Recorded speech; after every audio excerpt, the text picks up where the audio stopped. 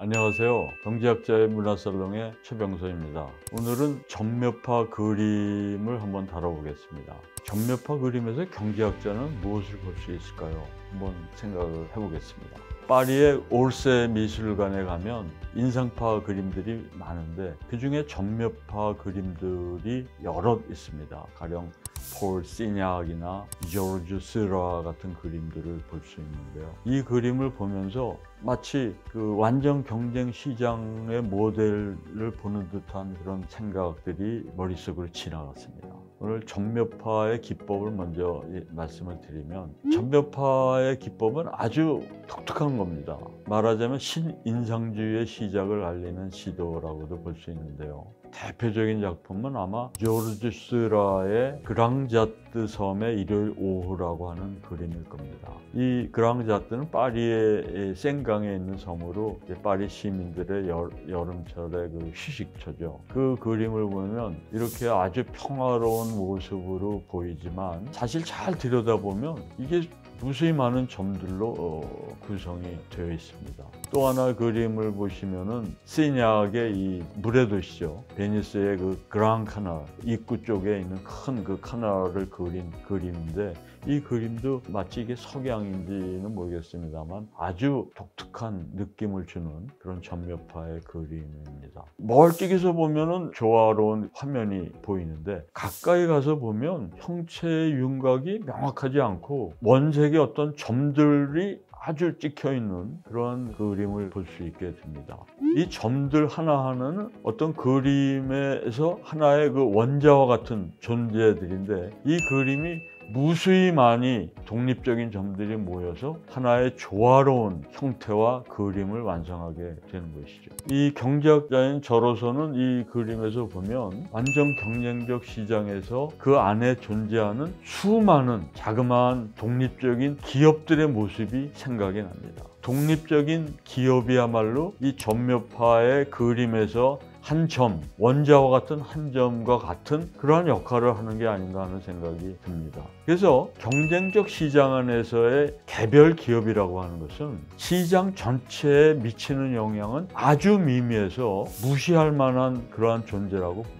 그 반대의 경우를 생각하면, 만약에 시장에 독점 기업이 존재한다면 이 독점 기업은 시장을 지배하죠. 시장을 지배하고 시장에 영향을 미치게 됩니다. 시장 가격도 변경시킬 수 있고 시장에 들어가는 공급량도 조절할 수 있습니다. 그렇기 때문에 이 점묘파의 그림에서 보면 그 점 자체는 아주 독립적이고 추상적이고 미시적인 하나의 원자와 같은 그러한 점입니다. 그런데 그러한 점이 그림을 전반적으로 볼 때는 그 점들이 모여서 아주 이상적인 조화와 안정적인 균형감과 색감을 보는 사람한테 주는 것이죠. 시장도 마찬가지입니다. 시장도 이러한 수많은 원자와 같은 기업들이 모여서 그 경쟁적 시장 안에서 자유로운 경쟁을 통해서 어떤 효율적인 efficient한 equilibrium, 균형 상태에 도달한다고 경제학자들은 보는 것이죠. 그래서 그것이 경쟁적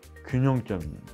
그것은 어떻게 보면 사회 전체적으로 퍼블릭 굿, 공공의 선을 이루는 어떤 시장의 자유로운 그 메커니즘에 의해서 결정되는 아주 조화로운 결과죠. 근데 우리가 보통 이런 얘기를 많이 합니다. 시장에서 소비자나 공급자들이 자기 자신의 이익을 위해서 행동을 하는데 어떻게 그런 퍼블릭 굿을 달성할 수 있는가?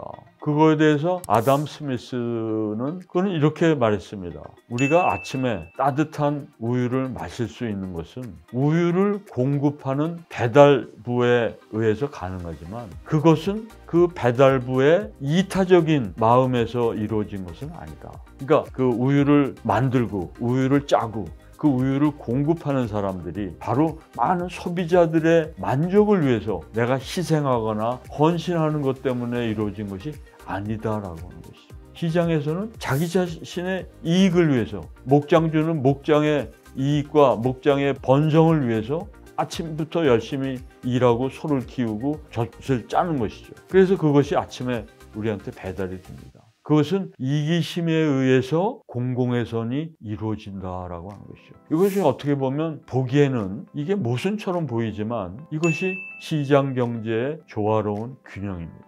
아담 스미스는 국부론을 쓰면서 이러한 결과가 도달하는 것을 정확하게 경제학적으로 규명을 하지 못했어요. 그래서 뭐라고 말했냐면 그러한 시장 경제에서 어떤 이러한 조화로운 균형 상태는 뭔가 이 시장에 보이지 않는 선의의 손이 그러한 조화로운 균형 상태로 이끌어 간다라고 생각을 했습니다.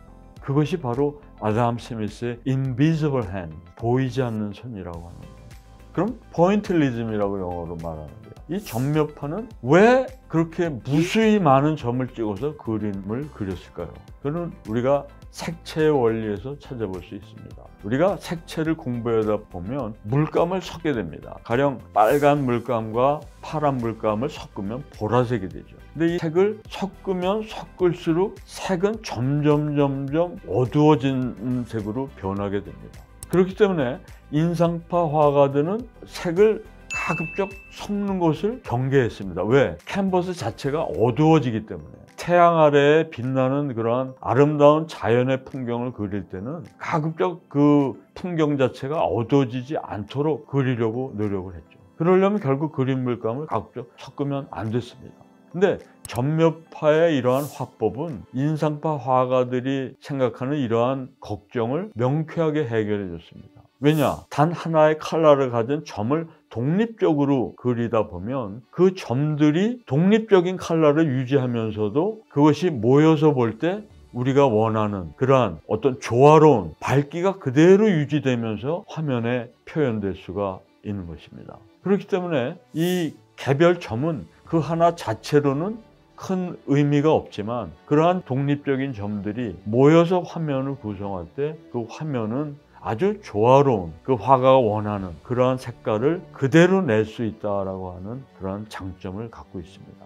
그런데 그러한 점묘법의 효과를 극대화하기 위해서는 그 캔버스 자체를 크게 만들어야 됩니다. 그래야 우리가 더 멀리서 보게 될 때 화면의 조화를 더 잘 느낄 수가 있기 때문에 가급적 이 점묘파의 그림은 크기를 좀 큰 그런 화폭에 담았습니다.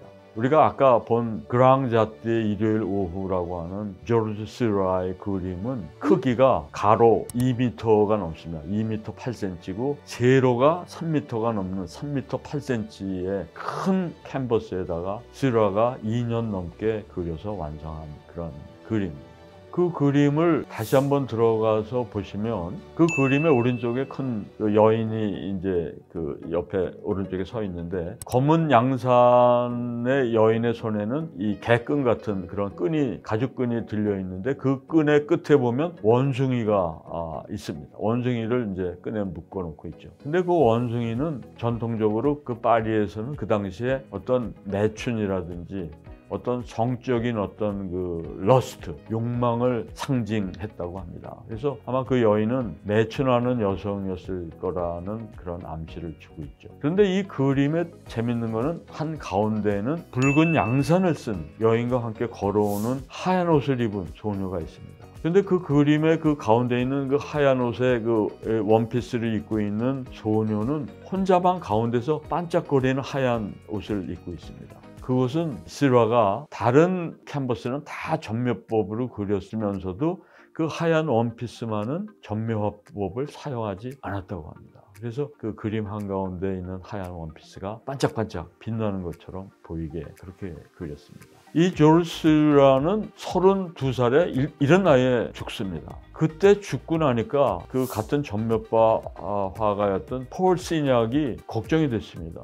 이 시라가 그린 이 큰 점묘파 그림들을 이거 어떻게 이걸 처분할까 그런 걱정을 하고 있었는데 마침 그 미국에서 온 사업가가 이 시라의 그림을 보고 무려 $20,000를 내고 구입을 합니다. 그래서 이 미국의 사업가가 미국으로 돌아가서 시카고에 있는 Art Institute of 시카고 미술관에 그 그림을 기증합니다. 그것이 나중에 프랑스 당국에 알려지게 되니까 프랑스 정부는 이거 큰일 났네. 그런 중요한 그림이 미국으로 넘어가면 안 되지. 그래서 그 구입한 금액이 $20,000인데 그거에 20배가 넘는 그 돈을 그러니까 $400,000죠. $400,000를 제시합니다. 그 그림을 우리가 다시 사겠다. 그런데 그러한 제안을 들은 시카고 미술관에서 이런 지하에 거절해버리고 맙니다. 그래서 지금 이 그림을 우리가 그 시카고에 있는 아트 인스티튜트에서 볼 수 있습니다. 이 그랑자트의 그림은 굉장히 유명해서 그 상업 선전물이나 이런 데서도 많이 이용이 됐습니다. 그래서 잡지나 뭐 여러 가지 선전 매체에 패러디로 많이 사용이 됐는데, 만화로 유명한 그 The Simpsons, 그 심슨 가족에서도 그림이 패러디돼서 나옵니다. 그래서 그 그림을 한번 보시면 이런 그림인데요. 그 심슨 가족에 나오는 여러 그 등장인물들이 다 이 그랑자트의 그 한가한 여유를 즐기고 있는 그런 그림이 이 The Simpsons에서 패러디된 그림입니다. 그리고 뮤지컬에도 나옵니다. sondheim이 쓴 뮤지컬 중에 Sunday in the Park with George라고 하는 그 뮤지컬인데, 조지와 함께한 일요일 공원, 이런 그 뮤지컬인데, 바로 이 조지는 누구냐면 바로 조지 스라를 말하는 겁니다. 그래서 그 뮤지컬의 장면도 똑같이 이러한 스라의 그랑자트의 그 배경을 그대로 뮤지컬에 갖다 쓰고 있습니다.